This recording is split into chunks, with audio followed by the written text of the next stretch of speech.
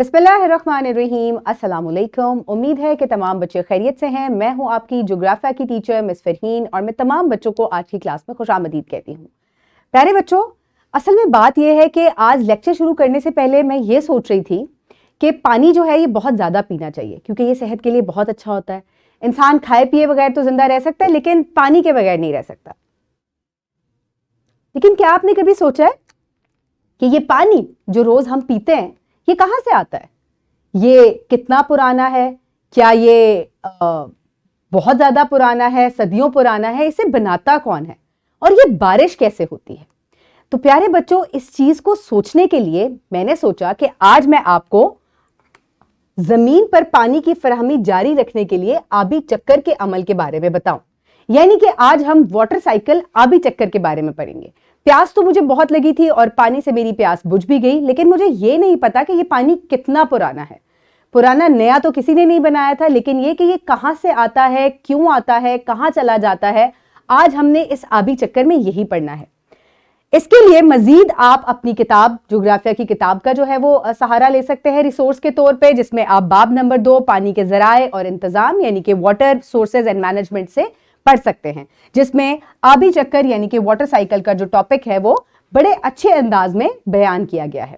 तो प्यारे बच्चों, मैं आपको आपकी किताब के जो आबी चक्कर के सफ़ात है जिसमें तमाम अवामिल इसके लिखे हुए हैं और ये क्या चीज़ है, इसको मैं आज आपको दरअसल सिमुलेशन से पढ़ाऊंगी। तो बहुत ही मज़ेदार सिमुलेशंस हैं जिनको देख के आपको बहुत मज़ा आएगा और आप दर हकीकत आबी चक्कर देखेंगे स्क्रीन पर बनता हुआ। तो चले आए पहली सिमुलेशन से इसका आगाज करते हैं। तो प्यारे बच्चों, असल में ये आबी चक्कर कैसे बनता है, चले आए इसके बारे में पढ़ना शुरू करते हैं। आबी चक्कर जो है इसमें पानी इस्तेमाल होता है और पानी 3 हालतों में आबी चक्कर में इस्तेमाल होता है, यानी कि गैस, पानी और बर्फ की सूरत में। आबी चक्कर में मुख्तलिफ अवामिल के दौरान जो है ये पानी जो है वो हवा में जाता है, उसके बाद बादल बनते हैं और उसके बाद बर्फ या पानी की सूरत में ये बरसता है और जमीन पर इसी तरीके से आपको पानी जो है वो पीने के लिए भी मिलता है। ओशंस में और दरियाओं में भी ये पानी इसी तरह से आता है और आपका पानी पुराना नहीं है बल्कि ये एक साइकिल, एक चक्कर की तरह जो है वो चल रहा है, जिसमें बुखारात भी बनते हैं, बारिश भी होती है। चले आए अब दूसरे सिमुलेशन की जानिब बढ़ते हैं, जिसमें मैं आपको तमाम चीजें सिखाऊंगी स्टेप बाय स्टेप कि किस तरीके से पानी जो है वो बुखारात में बदलता है, क्यों बदल जाता है, हम ये चीज सीखेंगे। तो प्यारे बच्चों, असल में सूरज की गर्मी की वजह से पानी जो है इसका दर्जा हरारत जब बढ़ता है तो ये बुखारात यानी कि गैस बनकर हवा में चला जाता है क्योंकि ये हल्का हो जाता है। वहां जाकर बादल बनते हैं और जब ये बादल जो पानी से भरे, बुखारात से भरे हुए हैं, ये किसी ठंडी जगह पर जाते हैं तो इनके अंदर कंडेंसेशन यानी कि कसाफत का अमल होता है और फिर ये बारिश की तरह बरसते हैं। आप यहां पर देख सकते हैं कि मुख्तलिफ जगहों पर कहीं पर जो है वो पानी की सूरत में ये बरस रहा है, कहीं बर्फ की सूरत में बरस रहा है। इसके अलावा आप ये भी देख सकते हैं कि कितनी कितनी जगह पर कितना कितना पानी जो है वो मौजूद है। तो इस तरीके से आबी चक्कर जो है वो मुकम्मल होता है, यानी कि पानी जो है। चलें आए अब हम अपनी प्रेजेंटेशन की जानिब जो है वो बढ़ते हैं। तो प्यारे बच्चों, यहां आपको आबी चक्कर की डायग्राम नजर आ रही है, जिसको अब मैं पेन के जरिए आपको समझाती हूं कि आपके दरियाओं में, समंदर में हर जगह पानी है, जमीन के नीचे भी पानी मौजूद है और क्या होता है कि सूरज की गर्मी की वजह से ये बुखारात यानी कि गैस में तब्दील हो जाता है और हल्का होने की वजह से ये हवा में ऊपर उड़ जाता है। वहां जाकर जब कसाफत का अमल यानी कि कंडेंसेशन का अमल हो जाता है, वहां जाकर बादल बनते हैं, फिर उनमें कसाफत का अमल होता है और उसके बाद जब ये किसी ठंडी जगह पर जाते हैं तो ये वापस पानी के कतरों में बदल जाते हैं और जब इनमें इतना ज्यादा बादलों में वजन हो जाता है कि अब इनसे जो है वो पानी बर्दाश्त नहीं हो रहा, तो ये पानी जो है वो बरसना शुरू हो जाता है। जहां दर्जा हरारत बहुत कम होगा वहां ये बर्फ बन के बरसेगा और इसको हम कहते हैं रेजिश का अमल कहते हैं या इसको आप प्रेसिपिटेशन कहते हैं। और जहां पे दर्जा हरारत ज्यादा होगा वहां ये पानी की सूरत में यानी कि बारिश की तरह बरसेगा और इसी तरीके से ये पानी जो है दोबारा आपके नदी नालों में, दरियाओं में और समंदर में आ जाता है, जहां पर इसको कलेक्शन का अमल यानी कि जमा होने का अमल जो है वो कहा जाता है। तो आपने देखा कि मैंने आपको कितने आसानी से आबी चक्कर यानी कि जो पानी हम रोजमर्रा पर इस्तेमाल करते हैं ये सदियों पुराना है और ये एक चक्कर की नुमा घूम रहा है और ये ताजा पानी आप पीकर इस्तेमाल करते हैं और सेहतमंद रहते हैं। प्यारे बच्चों, मैं आपको एक दिलचस्प जो है आपके साथ एक फैक्ट भी शेयर करूंगी यहाँ पर कि इंसान खाए पिए बगैर काफी देर तक जिंदा रह सकता है, लेकिन पानी पिए बगैर इंसान जो है वो बहुत ही थोड़ी देर जो है वो जिंदा रहता है। तो आप देखें कि पानी के बगैर सिर्फ 1 हफ्ता आप जिंदा रह सकते हैं, और इंसान का जो जिस्म है इसकी भी ज्यादा मिकदार जो है वो पानी के ऊपर मुहित है। इस वजह से पानी इंसान के लिए और तमाम जानदारों के लिए बहुत ही ज्यादा जरूरी है। तो प्यारे बच्चों, यहां एक छोटा सा अब मैं आपका टेस्ट लेती हूं। तो यहां आप देख सकते हैं कि 1 2 3 और 4 आपके पास लिखा हुआ है। नीचे डायग्राम में भी इसी सूरत में नंबरिंग की गई है। तो यहां पर नाम लिखा हुआ है बुखारात, कसाफत का अमल, जमा होने का अमल, रेजिश का अमल। तो आपने सही जगह पर इनको लगाना है। तो सबसे पहले आप मुझे बताएं कि नंबर 1 कहां पर आएगा, यानी कि बुखारात। शाबाश। इसके बाद कसाफत का अमल कहां हो रहा है, यहां कसाफत का अमल हो रहा है।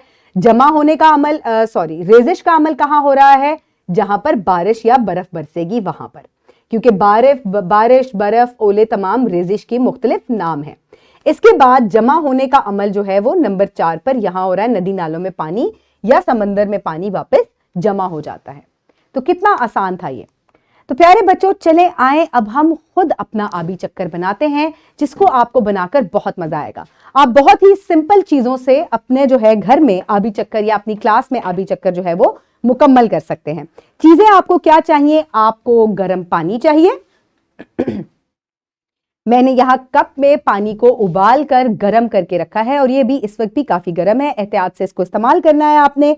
इसके अलावा हमें बर्फ के चंद टुकड़े चाहिए, एक साफ सुथरा हमें डब्बा चाहिए, और हमें एक पॉलीथीन या शॉपर चाहिए जिससे हमने अपने डब्बे को ढांपना है। अब सबसे पहले मैं इस डब्बे में इस पानी को डाल दूंगी, और आप देख सकते हैं कि भाप का अमल हो रहा है। ये गर्म है तो भाप उड़ रही है, यानी कि इससे गैस का अमल जो है वो हो रहा है बुखारात की जानिब माने। अब मैं इसको अच्छी तरह इस शॉपर से ढांप दूंगी। ढांपने के बाद मैं इसके ऊपर बर्फ के चंद टुकड़े जो है उनको रख दूंगी इस तरीके से। आपने इसको थोड़ा सा सख्ती से जो है वो बांधना है। अब हम क्या करेंगे, हम इसको टाइट रखने के लिए इसके ऊपर ये इसका कवर भी चढ़ा देंगे। अब थोड़ी देर बाद हम देखते हैं कि यहां पर कौन सा अमल जो है वो शुरू होगा। आप देख रहे थे कि बुखारात यहां पर पहले से ही बन रहे थे, क्योंकि इसी तरीके से सूरज की गर्मी से बुखारात बनते हैं, ऊपर की तरफ आते हैं, और ये जो बर्फ है ये इसे कसाफत के अमल में मदद देगी, यानी कि कंडेंसेशन में। और उसके बाद काफी सारी कंडेंसेशन होने के बाद आपको छोटे छोटे पानी के कतरे जो हैं वो नजर आने शुरू हो जाएंगे, जिसको हम प्रेसिपिटेशन कहेंगे। चलें थोड़ी देर इसको इसी तरीके से हम रखेंगे, और उसके बाद हम देखेंगे कि क्या अमल होता है। मैं आपको पॉलीथीन उतार कर दिखाऊंगी। आपको उसके ऊपर पानी के छोटे छोटे कतरे नजर आएंगे। चलें आए अब हम इसको थोड़ा सा रिमूव करके देखते हैं। मैं बर्फ के टुकड़ों को यहां से हटाती हूं, और आपको शॉपर के पॉलीथीन के दूसरी तरफ जो है वो पानी के कतरे नजर आएंगे। बाहर जो है वो बर्फ की वजह से गीला था, लेकिन अंदर से तो ये गीला नहीं था ना, ये तो बिल्कुल साफ सुथरा शॉपर था। अब मैं इसके ऊपर से इसको आहिस्ता से हटाऊंगी, और हम यहां देखेंगे छोटे छोटे नन्हे नन्हे कतरे जो हैं, ये देखें, ये पानी के नन्हे नन्हे कतरे जो हैं, ये गर्म पानी जब यहां टकराया ठंडी सतह से तो ये एकदम से पानी में वापस बदल गए, और इसी को कंडेंसेशन का अमल कहते हैं। जब ये बहुत ज्यादा हो जाते हैं तो ये गिरना शुरू हो जाते हैं, और इसी तरीके से बारिश का या रेजिश का अमल जो है वो होता है। चले आए अब हम आगे बढ़ते हैं। प्रैक्टिस के लिए या मश्क के लिए आप ये वर्कशीट जो है अपनी टीचर से हासिल कर सकते हैं, जिसमें आपने आबी चक्कर का खाका बनाना है और उसको लेबल करना है। इसके बाद कसाफत यानी कि कंडेंसेशन के अमल की भी आपने वजाहत करनी है, जिसमें गैस जो है जब वो किसी ठंडी जगह पर बुखारात जाते हैं तो वो वापस पानी में बदल जाते हैं, और जब बादलों से उनका वजन बर्दाश्त नहीं होता तो वो रेजिश यानी कि प्रेसिपिटेशन की हालत में बरसते हैं, बर्फ, बारिश या ओलों की हालत में। इस तरीके से आप वीडियो को पॉज करके अपनी वर्कशीट को मुकम्मल करेंगे। उम्मीद है तमाम बच्चों ने वर्कशीट मुकम्मल कर ली है। तो प्यारे बच्चों, अब हम होमवर्क की जानिब बढ़ते हैं। होमवर्क में आप सबसे पहले एक सिमुलेशन करेंगे, जिसमें आपका छोटा सा एक क्विज है वाटर साइकिल के ऊपर। ये आप किस तरीके से करेंगे कि आपको वाटर साइकिल की पूरी डायग्राम जो है इस सिमुलेशन में मिलेगी और आपने सही जगह जो है वो आंसर लिखना है। जैसे कि अगर सबसे पहले हम यहां पर क्लिक करें तो ये क्या हो रही है, बुखारात बनने का अमल है जिसको वेपराइजेशन कहते हैं। मेरा जवाब दुरुस्त है। इसी तरीके से आप तमाम चीजों को क्लिक करके सही जवाबात जो हैं उनको लगाते जाएंगे। अगर आपका जवाब कोई गलत हो जाएगा तो आप इसी क्विज को दोबारा से रिपीट भी कर सकते हैं। तो ये आपका होमवर्क है। इसके अलावा मश्क में दिए गए जो सवालात हैं वो आप अपनी कॉपी में आबी चक्कर से रिलेटेड जो है वो मुकम्मल करेंगे। और आज हमने एक बहुत ही अहम चीज पढ़ी है जो कि है आबी चक्कर, जिसको पानी के रिसाइकिल का अमल भी कहा जाता है या हाइड्रोलॉजिकल साइकिल भी कहा जाता है। आबी चक्कर के जो मराहिल हैं उनमें बुखारात बनने का, अम्ले कसाफत, रेजिश और जमा होने का अमल जो है वो शामिल है। उम्मीद है आपने आज के लेक्चर को बहुत पसंद किया होगा। अपने इर्द गिर्द के लोगों का ख्याल रखिएगा। बहुत शुक्रिया।